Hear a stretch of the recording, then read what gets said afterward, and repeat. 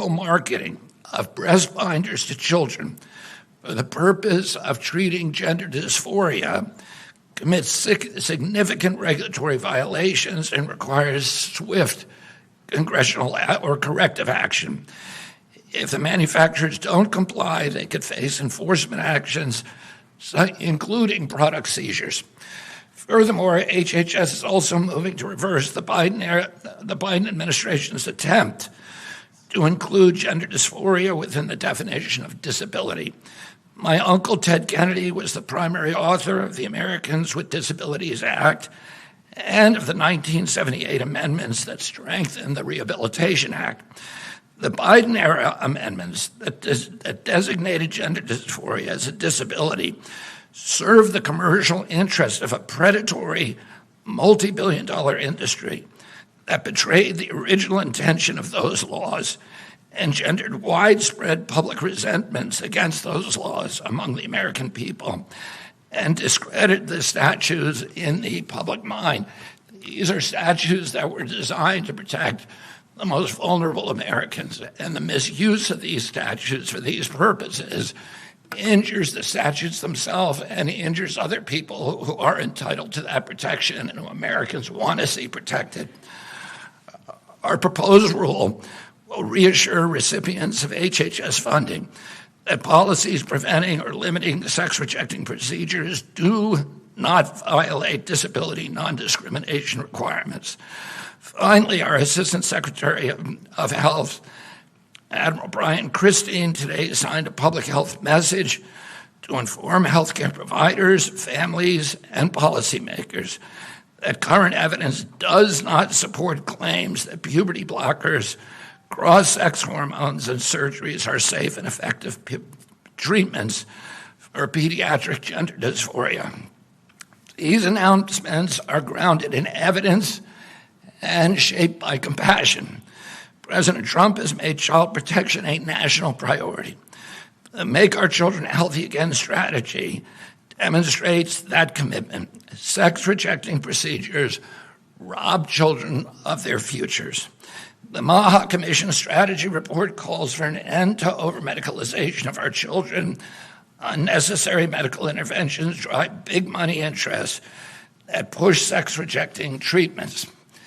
Today's revenue for sex-rejecting drugs and surgeries in 2023 were estimated in one study to exceed $4.4 billion and on track to exceed $7.8 billion by 2030. One doctor was recorded callously describing sex-rejecting procedures as a big moneymaker. Hospitals rake in millions of dollars by convincing boys and girls that a lifetime of off-label prescriptions for estrogen and testosterone blockers, chest reconstruction surgeries, and more are the only way to achieve true happiness and belonging in life. It's wrong. The Trump administration will not stand by while ideology, misinformation, and propaganda push vulnerable young people into decisions they cannot fully understand and that they can never reverse. On my watch, HHS will stand for radical transparency and informed consent. We follow the evidence, we employ gold standard science, we honor the moral obligation to do no harm. There is divine worth in every person, and it shines most brightly in our children. That worth commands us to protect them. And as long as I serve as HHS Secretary, this agency will do so. Thank you all very, very much.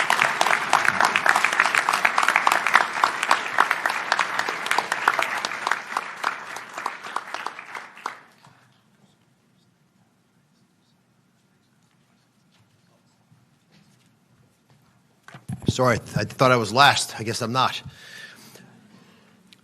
Secretary Kennedy, thank you very much. His bold words tonight reflect a deep passion that he's expressed since very early in this administration, and it represents why HHS needs to be in the forefront of issues like this.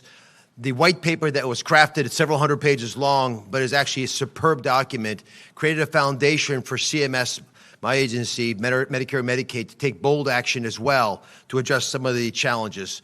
But I want to take a second and outline where we are right now. There's an op-ed that Steph Carlton, my chief of staff, was over here somewhere, and I penned that just issued while we've been sitting here, and it highlights some of these issues. But of course, it all came out of the executive order of the president protecting children from chemical and surgical mutilation. Simple title, descriptive and accurate in its desire to do just that. And today we will deliver that to the president and to the secretary. Many of you, as you walked through the front portal of this building, the Hubert Humphrey building, saw Senator Humphrey's quote on the side wall. And he speaks about the moral obligation of government to take care of those at the dawn of life, our children. 53% of children in America are in Medicaid or CHIP programs. So we provide insurance to most children, and commercial insurance follow us. But we are in a weird place in America where we have mixed politics and medicine. And you know what you get when you mix politics and medicine? Politics. There is no medicine left. We witnessed that with bizarre statements, predatory actions, and many other activities that I think have forced children to the tip of the spear where they have brunt the burden of this toxic combination. We've been told that permanently altering bodies of children, and the children are told this as well, will bring them lasting peace. But few have achieved the inner peace promised by these charlatans, and the talking heads, the media personalities, the social media posts, all these have created a dishonest narrative. And of course, many of these children are left with the most tragic parts of all the treatments that they've succumbed themselves to. Many physicians as well have been pressured into compliance. The white paper outlines this, with the dangerous progressive ideology that treats children like lab mice. And because often in medical school you're taught to go along to get along, they have not been willing to rear their heads and bravely say what they know to be right, which is that these procedures are wrong. Individuals who question their sexuality are treated by medical professionals on the fast track, that's what it's called, approach to care, resulting in drastic interventions that merely increase the distress they're already suffering from. Under politicized medicine, people suffer long-term consequences. Let me go through the three major categories. Puberty blockers, reduce bone density, alter brain development, which is a real problem when you're 11, 12, 13 years of age, and disrupt sexual function for the rest of your life, oftentimes. Cross-sex hormones cause irreversible changes, including infertility, loss of sexual function, even cardiovascular issues, as well as long-term endocrine problems. And of course, the surgical interventions where you remove healthy organs, despicable and reprehensible as it is, permanently alter appearances and destroy children's lives. So let's talk a moment right now about the big question. This dangerous fast-track approach in invasive treatment, what it really does is slap a Band-Aid on a much deeper pathology, a much deeper problem, the underlying issue of gender dysphoria. It denies patients the opportunity to be seen for who they really are. The doctor can't look them in the eyes and treat them like a child that's confused and lost and needs help. They become an opportunity. They become eventually a victim. Reasonable evidence-based objections that a child's confusion might resolve over time have been ignored, even though it makes common sense, and it turns out from numerous studies now in Europe to be true. Again, we outlined these in the op-ed. And this is not how clinicians respond to the care of other pediatric issues, but it's how we respond to pediatric adolescent mental distress. And the medically honest approach is to at least start slowly, the least invasive possible, psychotherapy, counseling, including family counseling, evaluation of other conditions like ADHD and autism, and of course treatment of the anxiety and depression that so often is included with this diagnosis. There's lots of reasons we're having this problem. Social media is obviously a concern. There's been an explosion of discussions within children's groups about these topics. The surge has also been accompanied by healthcare professionals advocating that there's not going to be any opportunity to push a child to think twice about the decision they might have wandered into mistakenly in a whimsical moment. And 57% increase in suicide rates over the last great data we have, which is from the teens, is also a concern, with teenage children bearing the brunt of this. American taxpayers should not have to foot the bill for ideologically driven experiments on our nation's youth, and hospitals that we deem must meet the minimum quality standards of care and safety should not be conducting these experiments when we know so little about what is happening with our youth. Now the important part. For these reasons, and I can go on and on, this document, the white paper that the Secretary commissions over 300 pages long, we're taking major steps at CMS to stop a funding process that has led to irreversible medical interventions with two major actions. The first, we're announcing a notice of proposed rulemaking that ends taxpayer funding of sex-rejecting procedures for children in Medicaid and CHIP, full stop.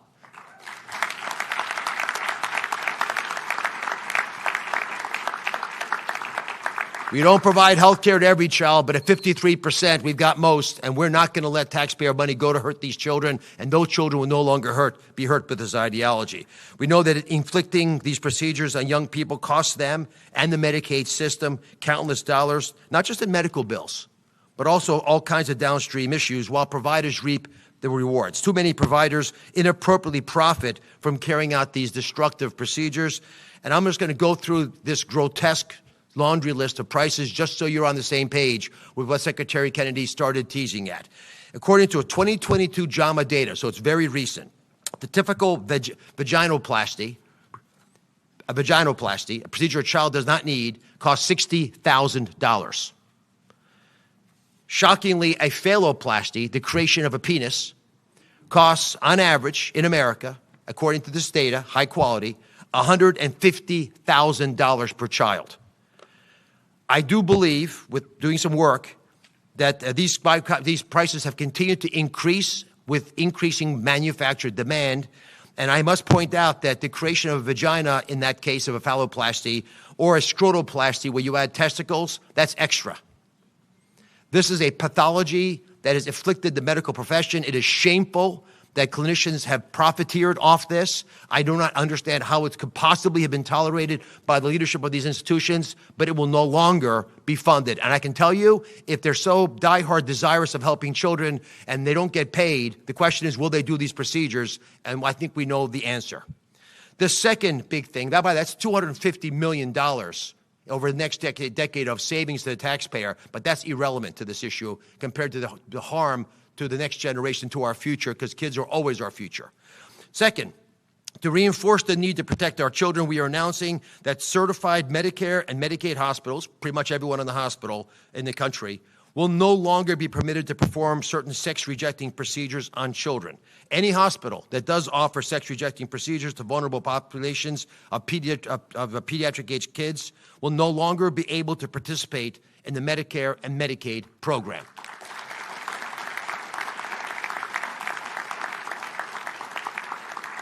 We want our hospitals returning to healing, not harming the patients entrusted with their care, or they're going to pay a very steep price. These actions are part of an all-government effort led by President Trump and spearheaded by Secretary Kennedy to protect vulnerable individuals and genuinely make America healthy again. This is not just smart, science-based health policy. It is our moral duty, as Senator Humphrey mentioned 50 years ago. I'm passionate about this issue. My whole team is passionate about this issue. And Secretary Kennedy, God bless you for pushing forward on this.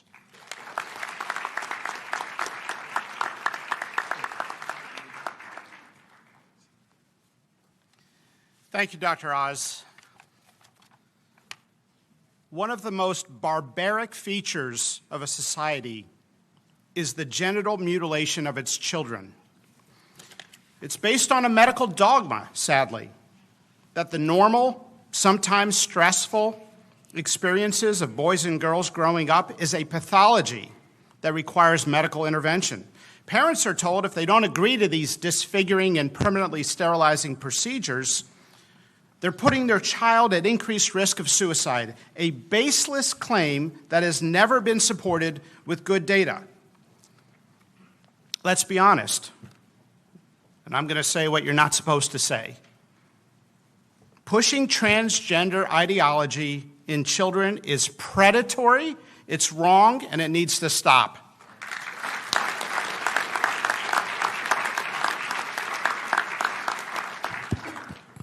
This ideology is a belief system that some teachers, some pediatricians, and others are selling to children without their parents knowing sometimes, or with a deliberate attempt to remove parents from the decision-making.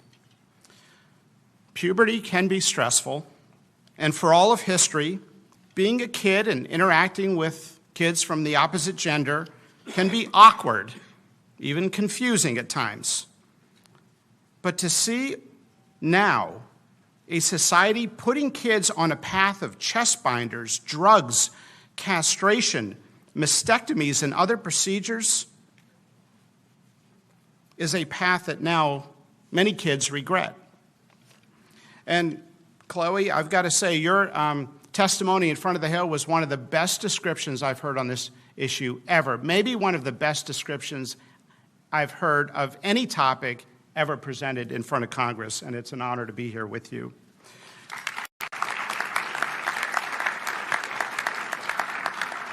Let me be clear about something, and this is an important distinction. Sometimes it doesn't get mentioned.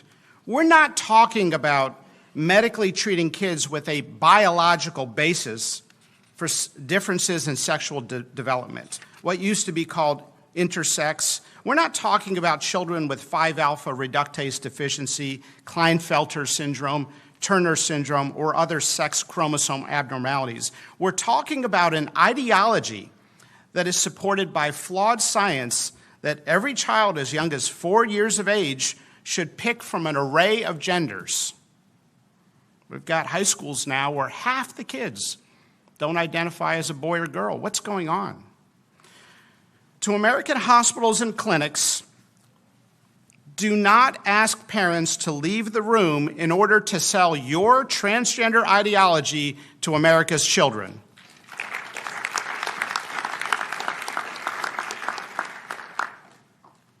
How is it that a child cannot get an ibuprofen without their parents' consent at school?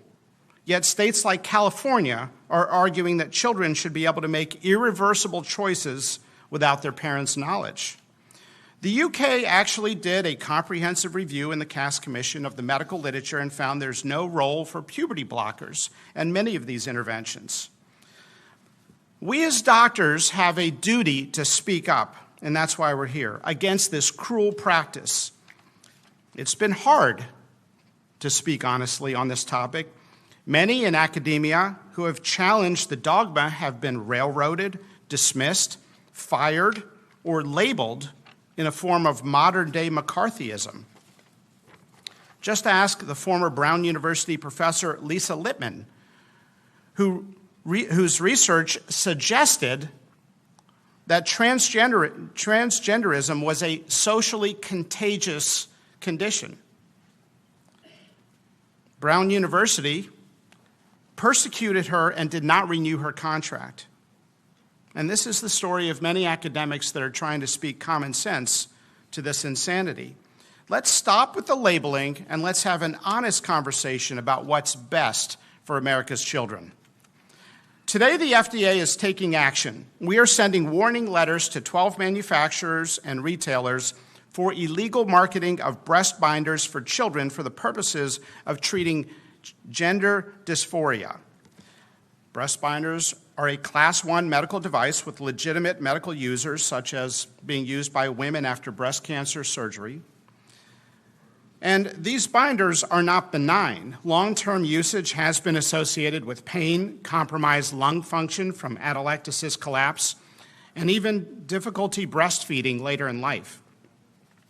The warning letters will formally notify the companies of their significant regulatory violations and require prompt corrective action.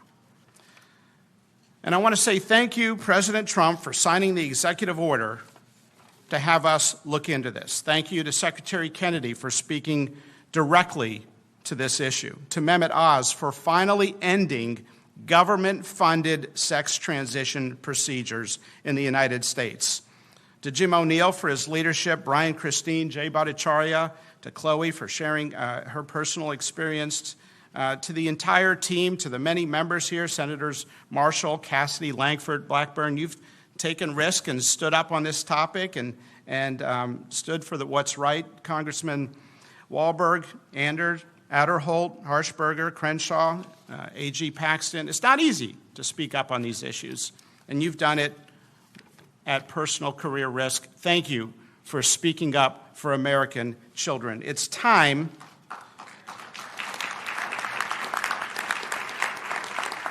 I can't tell you the number of people that said, don't talk about this issue publicly. You can talk about everything else in medicine, but do not ever talk about this on TV or in any public forum. You've probably gotten the same advice. But we're going to keep fighting for American children.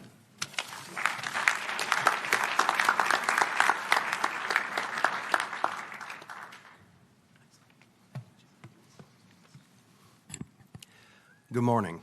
I'm Admiral Brian Christine, the Assistant Secretary for Health at the Department of Health and Human Services, and I have the privilege of being the Senior Flag Officer in the Commission Corps of the United States Public Health Service.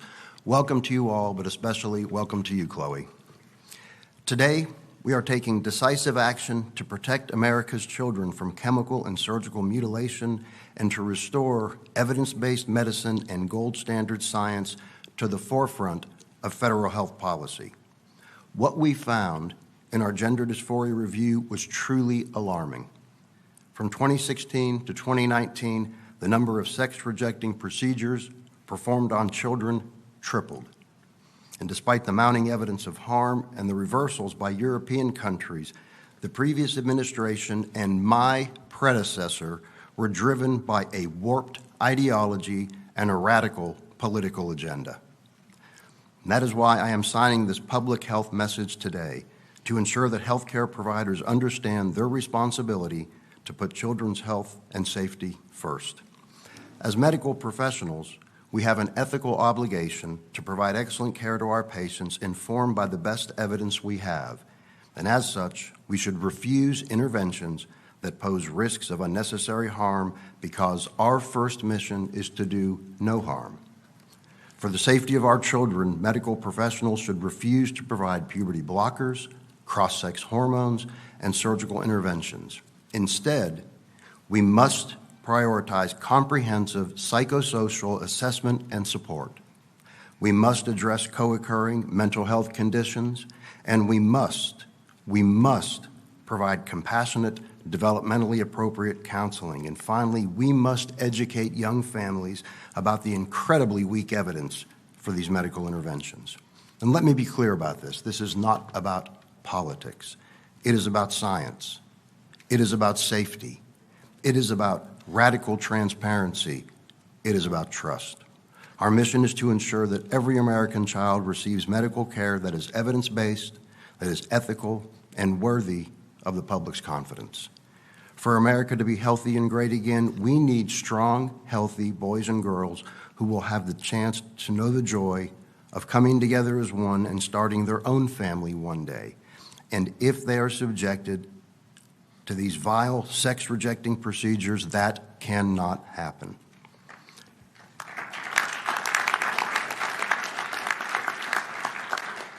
Protecting our children's health and their future is good medicine.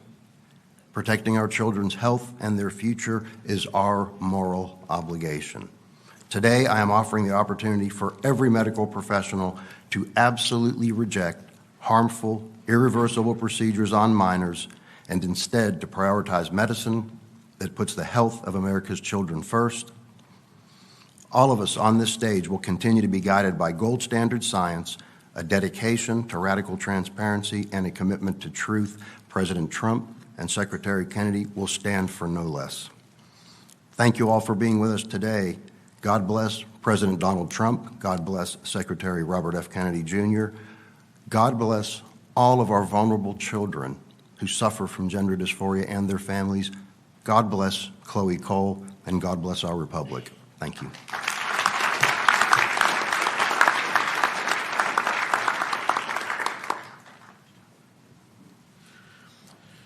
I'm Dr. Jay Bhattacharya, the Director of the National Institute of Health. I was thinking about how we got to this moment today, and I was thinking about the power of science. And normally, we at the NIH, and I should say, as in myself in my own capacity in my career, I've always admired the power of science to do good for the world, to help us understand how the world works, to develop cures and treatments. But today is not a day to just talk about that, because we've also seen in this sorry episode that will go down as a dark episode in medical history of how the power of enthrallment to a false science can damage and harm lives. The hijacking of scientific institutions, the hijacking of scientific journals for the purpose of essentially enforcing groupthink is tremendously powerful. We saw this during the pandemic, and we've seen this in this episode today, that the idea about whether you need to have extraordinary interventions to halt the puberty of a child in order to prevent them from committing suicide. That's a scientific question, right? It's more questions, lots of types of questions, but it is at heart a scientific question. Is it true? Is it true that if you don't accede to the desires of a 10-year-old, 11-year-old child who thinks they're the other gender, and allow the doctors to do extraordinary measures, that they're going to kill themselves? The idea behind all these procedures was a false idea propagated first by science, by scientists, essentially asserting that the evidence that the answer to that question, yes, if you don't let your child transition, they're more likely to commit suicide, that the answer to that question is yes, when in fact there was never any solid scientific evidence for that question.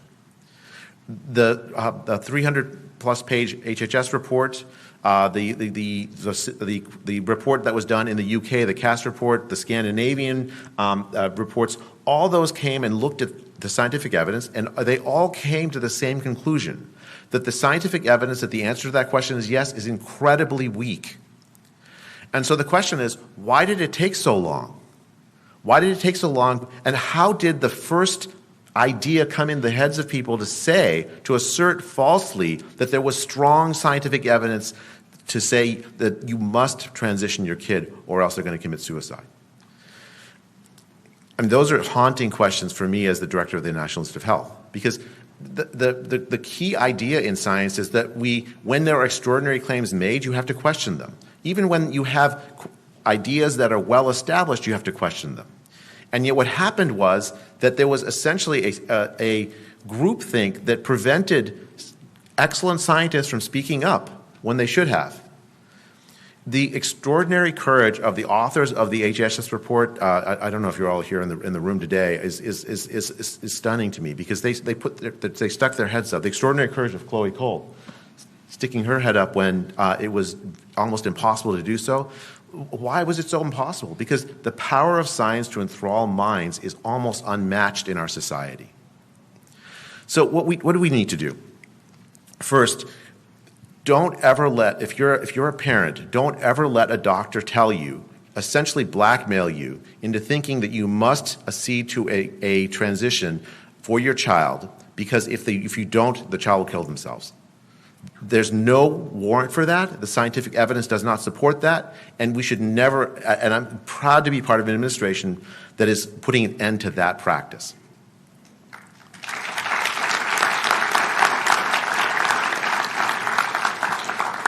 Second, this is the policy announcement. As director of the NIH, we have ended our support for research in support of of gender transitions. But now there have been activist courts that have prevented us from getting rid of all of our portfolio of it. But by the end of this year, that's all going to be gone from our portfolio. It was junk science to begin with, and we will not continue to support it.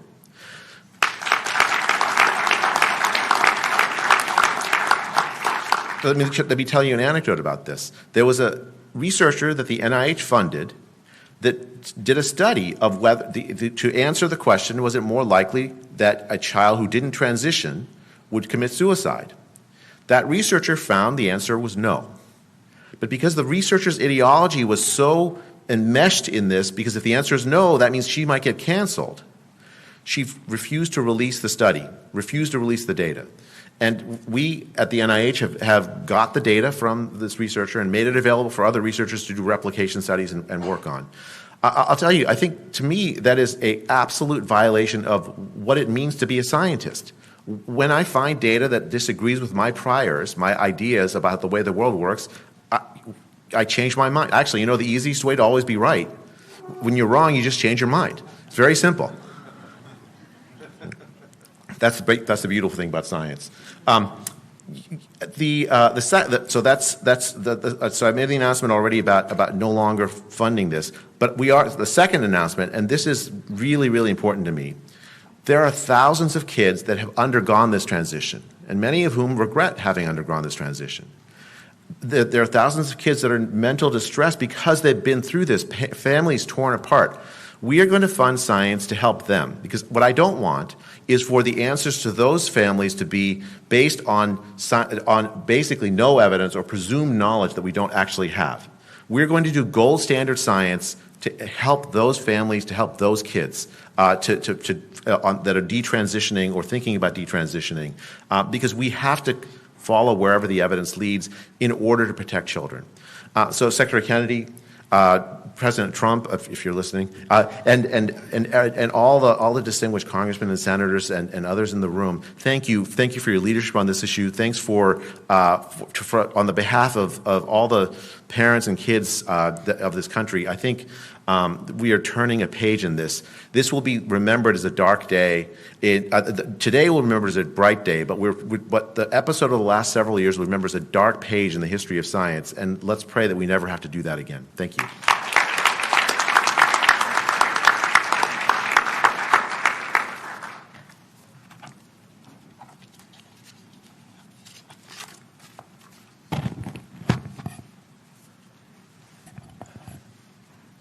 Men are men. Men can never become women. Women are women. Women can never become men.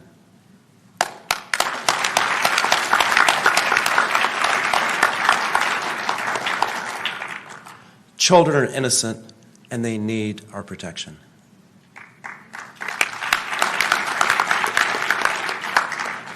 It takes organized efforts to deny these fundamental truths. Sadly, we've seen such efforts succeed from time to time. The denial of fundamental truths can destroy nations from within.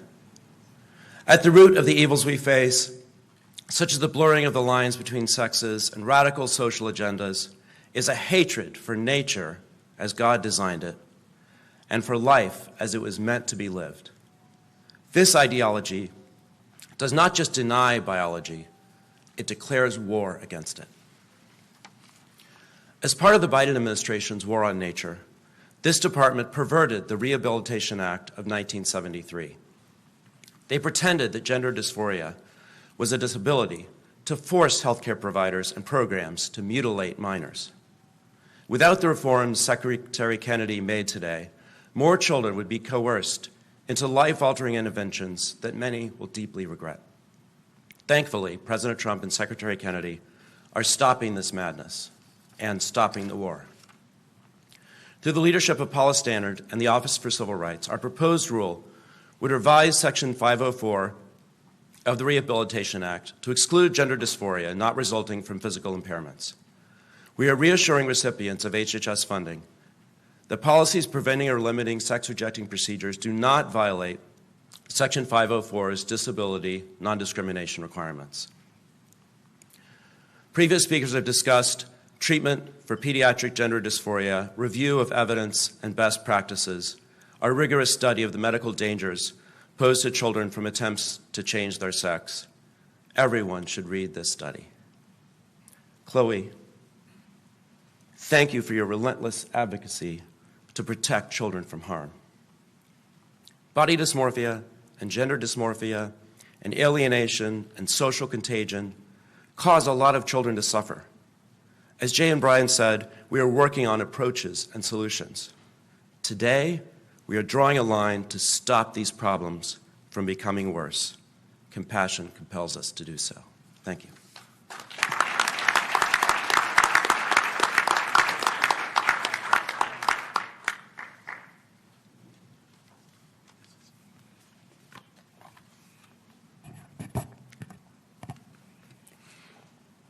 Thank you so much for having me. It's an honor to be here and to be able to speak on behalf of American children whose innocence and health are being compromised, whose lives are being ripped apart by ideologically driven medical experimentation. I represent a community of people who have been harmed by these procedures, and yet largely are ignored by the same doctors, the same clinics and medical system that have harmed us. I've become an advocate for protecting children from what is often mistakenly referred to as gender-affirming care, because it is by no means care, scientific medical abuse that violates every tenet of medical ethics.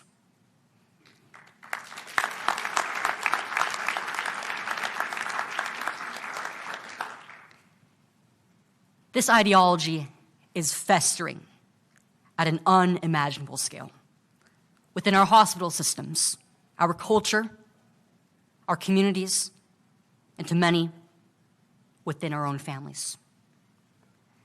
For me, it started with being lied to about who I was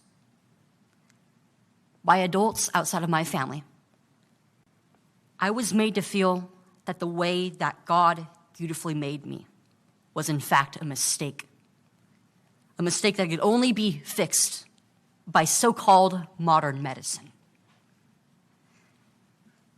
My doctors,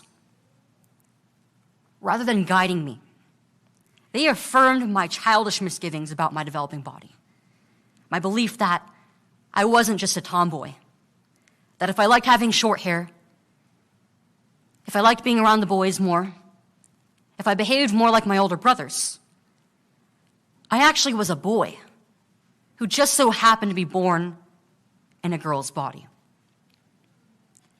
At 13 years old, I was administered puberty blockers and testosterone in high doses. And when I was only 15, they removed my breasts. My questions about whether I will be able to have children or about the future of my reproductive health and my overall health have gone unanswered. But that mastectomy ensured that I am never going to be able to nourish whatever children I may have. And this happened before I was even mature enough to understand that one day I would aspire to become a mother. Because of the moral failings of my doctors, I forever have lost significant parts of my identity as a now adult woman while I was still a child. And there are tears that I don't show to the world. There is grief that every single day I carry with me silently. The only thing in the world that makes me angrier is knowing that this is continuing to happen to children all across the United States and throughout the globe. But they messed with the wrong kid.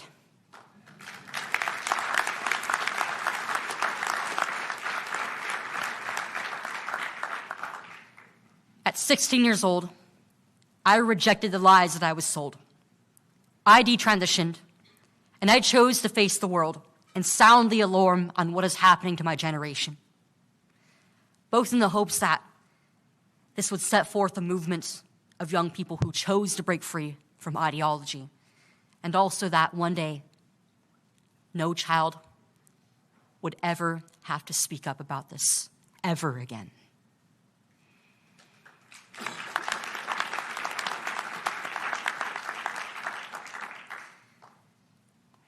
And what this movement has achieved in such a small amount of time is far greater than I have ever dreamed of. 26 states now have passed laws to save children.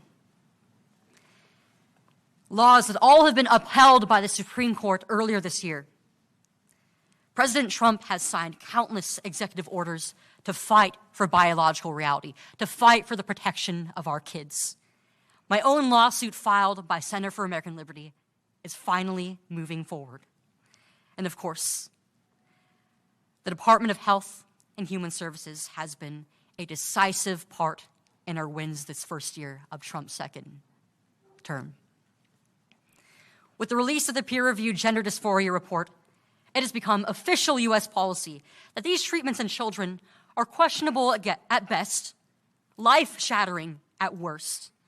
And this industry needs to be challenged and taken down for the sake of future generations.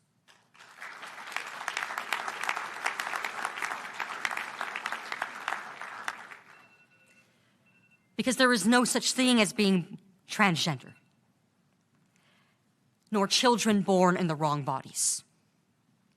Every boy and every girl deserves to be loved the way that they were beautifully created in their mother's womb.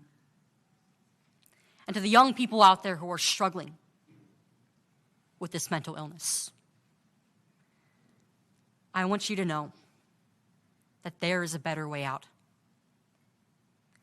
And it's not too late to accept the beautiful way that God has created you.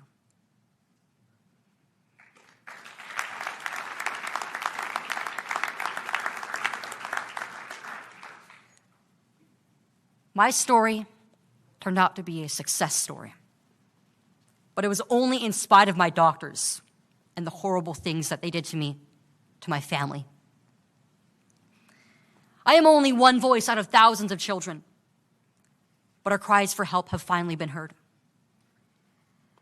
And the Trump administration and the HHS and Secretary Kennedy have done an incredible job this year, ensuring that this abuse is going to cease one day. I am incredibly excited to see the many more wins that we are going to have moving forward in the next few years. On behalf of every single child who once was mistaken that they were transgender, thank you for everything.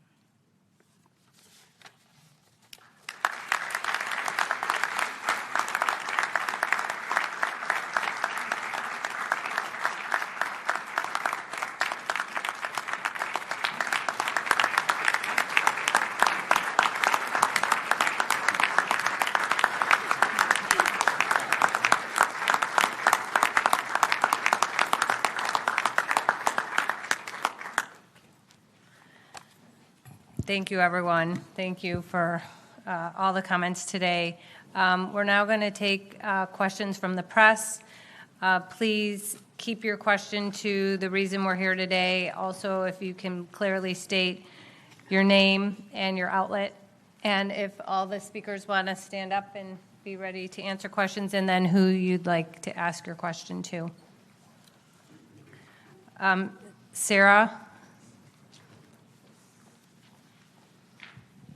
Hi, Sarah Overmall from CNN.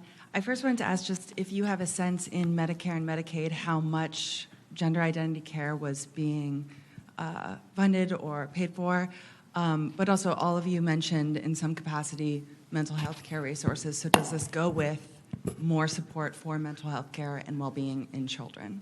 Our estimate, we know in 2023 there's $30 million spent. Our estimate is over 10 years. It would have been $250 million at least. We have mental health care services available. Our challenge, as you know, is enough practitioners in mental health care who can deal with these issues. Jay Bhattacharya's important work at the NIH is going to help us address what we should have always been searching for, which is the underlying emotional issues driving a lot of these behavioral changes and better ways of treating them. And I'm confident that with the money that we save, we have plenty of resources, but we had them anyway to deal with this problem the right way. Putting a Band-Aid on this problem using aggressive surgery and chemical approaches was never wise.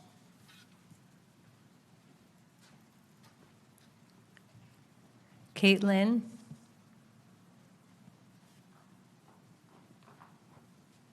Hi, this is Caitlin Richardson with the Daily Caller News Foundation. My question is, do you think that we need medical billing codes for detransitioners or those who face adverse reactions from sex change procedures? Looking at the billing code situation, there's probably codes we could use already, but we will fix the codes if we can fix the kids. We're not going to let math regulations and money get in the way of helping these children.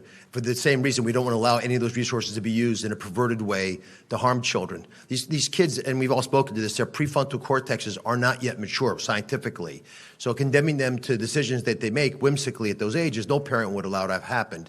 And I believe these procedures will fall in the deepest abyss of dark periods of American history like prefrontal lobotomies represent today. They should be a prehistoric relic that brings shame upon the profession.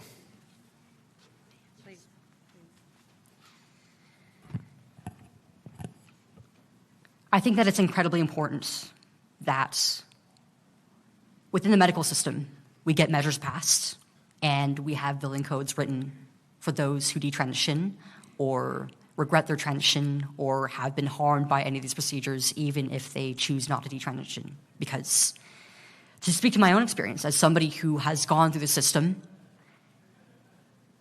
the suffering doesn't end the moment that you detransition. These procedures are not reversible in any way. We don't know how they are going to affect the human body in the long term. But I myself and every other detransitioner I know has so many different medical concerns that are not being addressed because our own doctors don't have any standards of care to refer to. They don't know what to do with us. It's been 5 years since I've had my mastectomy, over 4 years since I've detransitioned, and not a single doctor who I have been to has been able to help me with any of my concerns. Oftentimes when I go to a doctor and I tell them about my medical history, they just try to refer me back to the same gender clinic system where I got hurt in the first place. This needs to change.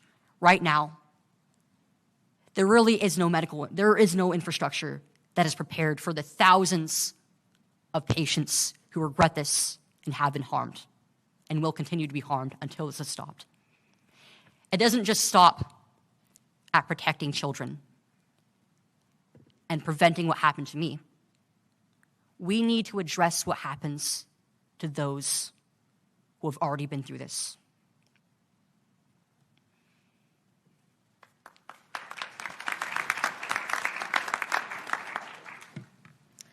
Michael?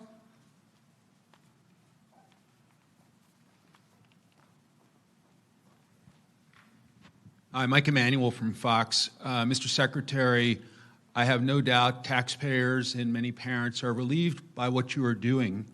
But do you worry about blue states and transgender activists tying you up in court over the next few years over these steps you're taking today? I don't worry. I mean, I think that's going to happen. I mean, the number of lawsuits with my name on it right now is almost beyond counting. So we got everything that we do here. We have excellent general counsel. We know what we do. What we're doing is legal. And if people sue us, they're welcome to, but we're going to win the lawsuits. So.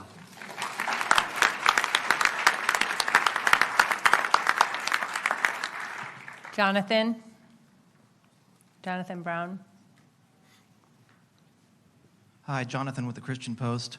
What effects do you believe that these standards will have throughout the world in places where they're also struggling with these issues? So this department, under President Trump's previous term, launched the Geneva Consensus Declaration, which is a multilateral organization of many other member states that support each other on this issue as well as other social issues. I just had the honor of speaking at the annual meeting of the Geneva Consensus Declaration about 6 weeks ago, and there was a lot of support. As you heard, there's been a lot of reference to scientific studies in other countries here.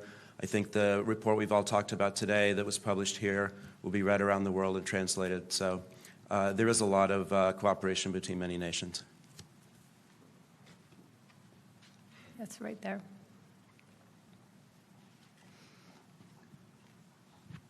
Hi, Chelsea Sirzo at Stat News. What is the implementation timeline for many of these actions?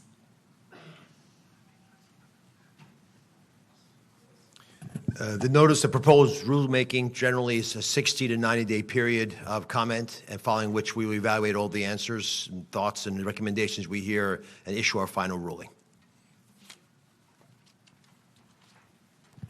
For the OCR rule, changing the definition of disability to exclude gender dysphoria has a 30-day comment period, and then we will finalize it. Great, and our last question right there. Thank you. Arthur Jones II, ABC News. Secretary Kennedy, you made a statement that said these procedures rob children of their futures. How much input did you get from parents and schools and those that are closest to the child? We've had, throughout President Trump's campaign, we were approached by thousands and thousands of people, parents and kids, like people like Chloe, and so we heard a lot from the public. I think the most profound impact on the decisions we have today were taken after we reviewed the science, and we have a 300-page report. I urge you to read it. I don't think anybody can read that science without saying we made a huge mistake here. And this is a disgrace to the medical profession. It's a disgrace to the medical establishment that they let this go on for so long based upon so little positive data and overwhelming data against these procedures. Thank you so much for being here.